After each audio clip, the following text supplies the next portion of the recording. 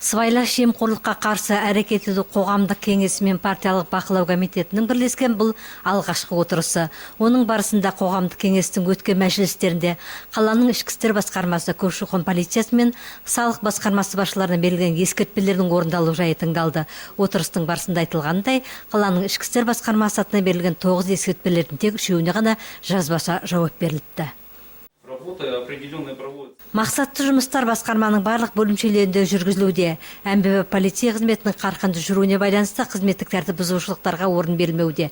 Түрлі шаралардың нәтижесінде тұрғындар тарапынан біздің қызметкерлеріміздің атына түсетін шағымдар мен арыздардың түсуде кеміді, яғни кемшіліктерге жол берілмеуде. Қоғамдық кеңес отырысындағы ескертулерден кейін көші-қон полициясында да біршама олқылықтардың орны толтырылыпты. Ескертулердің барлығына жазбаша жауаптар берілген. Дегенмен көші-қон полициясы қызметкерлерінің келушілерді қабылдау кезінде біршама түсінушіліктерге әлі де кездесуде. Бұл көбіне тілге байланысты дейді кеңес мүшелері. Яғни елге оралған ағайындардың орысша түсінбеуі, ал бөлім қызметкерлерінің мемлекеттік тілде оларға толық түсіндіре алмауы. По телефону я запретил. Мен жеке құрамның қызметкерлеріне азаматтарды қабылдау жүргізіп жатқанда телефон қоңырауына жауап беруге тыйым салдым. Бізде таңертеңгі сағат 9-дан 13-ке дейін азаматтарды қабылдау жүргізіледі. Бұл уақытта телефон тұтқасын мен өзім отырам. Мен мемлекет тілді жақсы түсінемін, сөйлеймін. Егер қызметкерлер келген ағайынға мемлекет тілде дұрыс түсіндіре алмаса, өзім қабылдап түсіндіремін.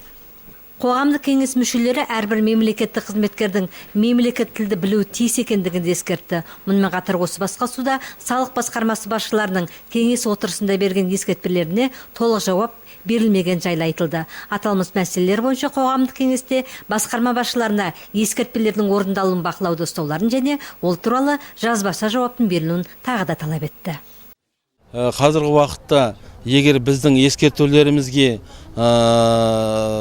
ішкі істер бөлімі мен комитет, салық комитеті дұрыс жауап бермейтін болса, онда біз облыстық